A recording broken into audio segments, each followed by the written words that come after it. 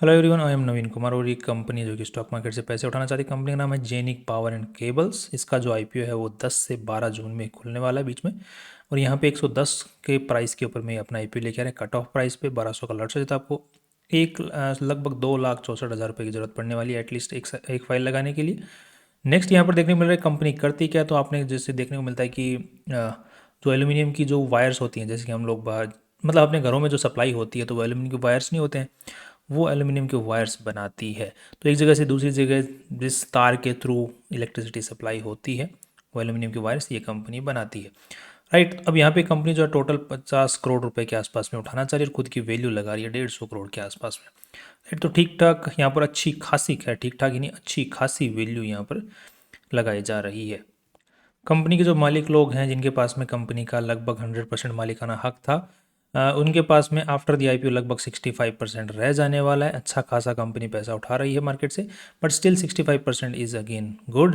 Next अब देख लेते हैं कंपनी की जो पूरी वैल्यू 150 करोड़ रुपए लगाई तो जा रही है, बट यहाँ पर जो लीड मैनेजर जिन्होंने इस कंपनी की वैल्यू लगाई है फास्ट ट्रैक फिनसेक प्राइवेट लिमिटेड वालों ने, तो यहाँ पर इनका जो अगर ट्रैक रिकॉर्ड देखते हैं पहले की जो कंपनी आईपीओ लेके आए हैं उनके, तो कुछ ज़्यादा खास नहीं देखने को मिल रहे हैं। कुछ अच्छा खासा लिस्टिंग गेन उनमें नहीं देखने को मिल रहा है। और जो लिस्टिंग गेन देखने को मिला भी है जिन कंपनियों में, तो आज उनकी जो वैल्यू है लगभग 70% तक नीचे गिरी है। दैट मीन्स कि इन्होंने जो वैल्यू लगाई है कंपनीज की अपने आईपीओ के थ्रू वो बहुत ही ज़्यादा लगाई है। यहाँ पर कुछ ज़्यादा जूस छोड़ा नहीं है। और इस कंपनी का भी अगर हम लोग ग्रे मार्केट प्राइस देखते हैं तो कुछ खास नहीं है आज के दिन।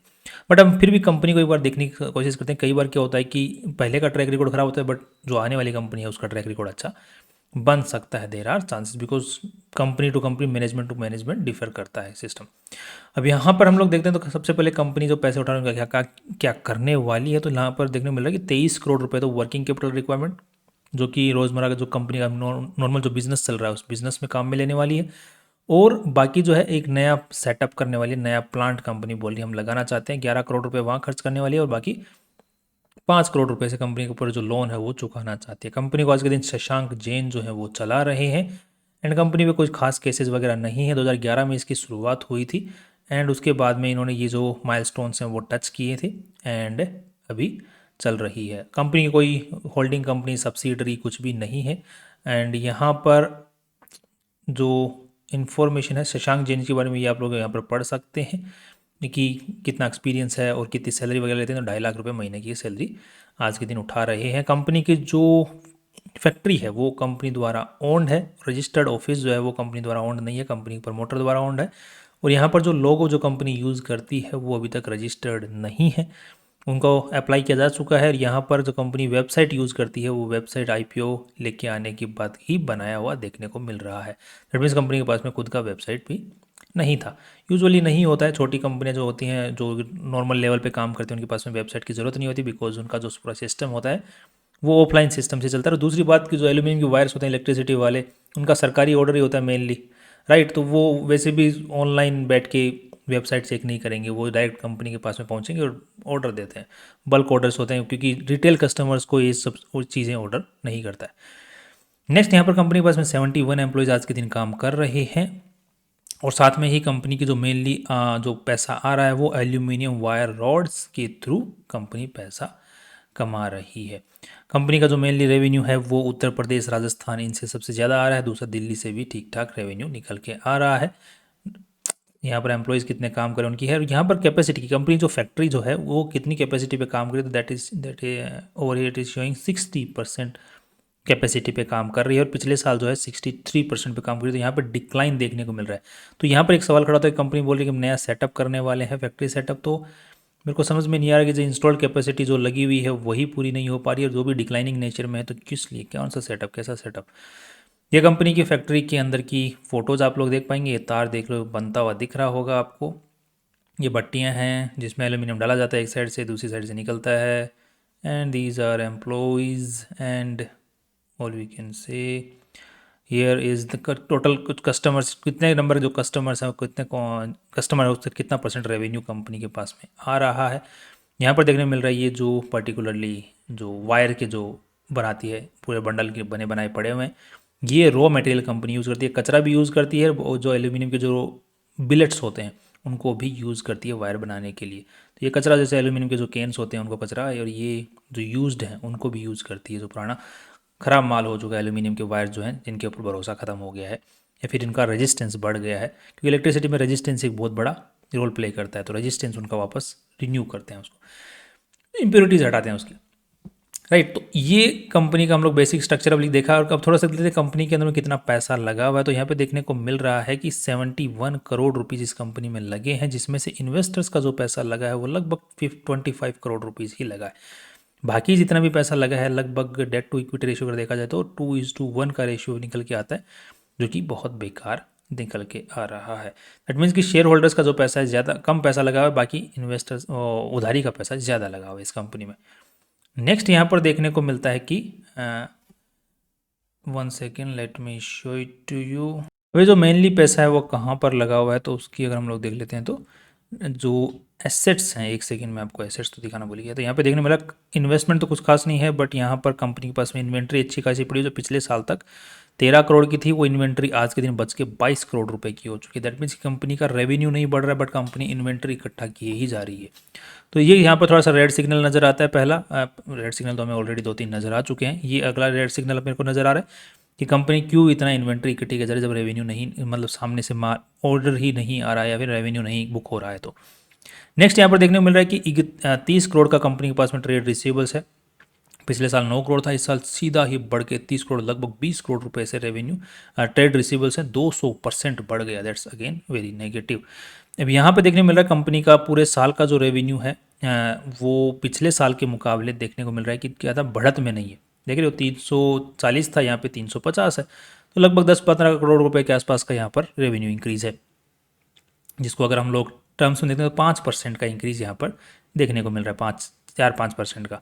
नेक्स्ट यहाँ पर नेट प्रॉफिट्स की बात करते हैं तो रेवेन्यू में 4-5% का इंक्रीज आया है, बट नेट प्रॉफिट्स के अंदर में डबल हो गया। तो यहाँ पर अगेन एक रेड सिग्नल नज़र आता है। यहाँ पर नज़र आता है कि 67 करोड़ रुपए का रेवेन्यू से कंपनी ने लगभग 14 लाख रुपए निकाले, समझ में आता है। उसके बाद में यहाँ पर कंपनी का जो रेवेन्यू बहुत गुना बढ़ गया, जिसकी वजह से कंपनी ने 5 करोड़ रुपए निकाले। That's again good.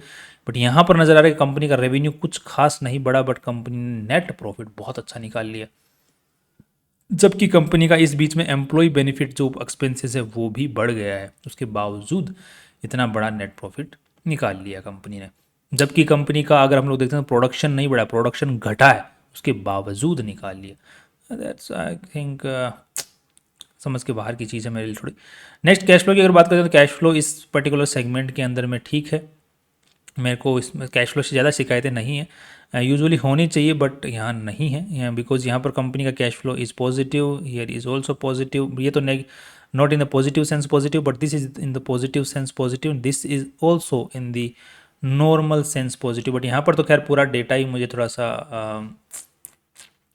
मशीन्ड लग रहा है, so I won't comment anything on that.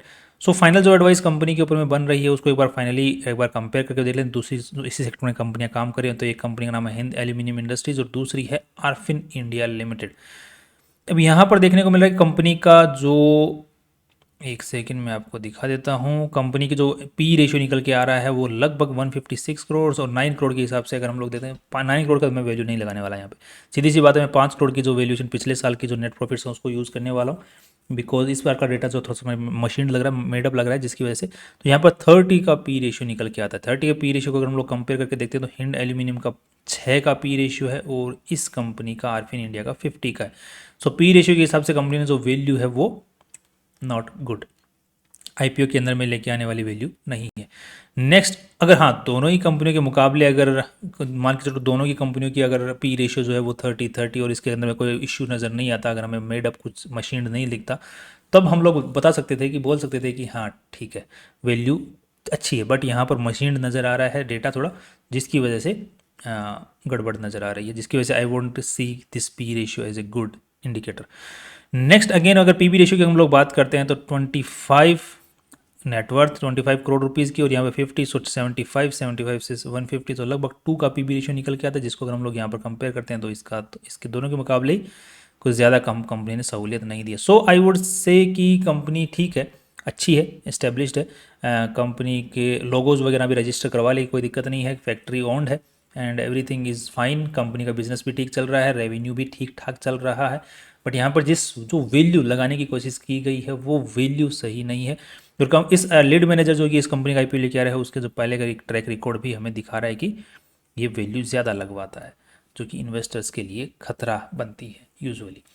So I would say कि अगर लिस्टिंग गेन यहाँ पर जीएमपी जो है ग्रे मार्केट प्राइस अगर हम लोग देखने को मिलता है 60 to 70% देखने को मिलता है, राइट। जीएमपी 60 to 70% देखने को मिलता है, तो लिस्टिंग गेन के लिए सिर्फ जीएमपी के बेसिस पे हम लोग अप्लाई कर सकते हैं फॉर लिस्टिंग गेन, बट उसके बाद में फटाफट निकल जाना सही रहेगा। बट जीएमपी 60 to 70% अप हो तभी, otherwise I would just suggest कि आप अपने जो आपका फाइनेंशियल एडवाइज़र है उन्हें एक बार पूछ लें, कंफर्म कर लें, उसके बाद में ही आगे का मेरी तरफ से नो दैट्स ऑल। कल फिर मिलते हैं इंपॉर्टेंट वीडियो के साथ में। सी यू टुमारो।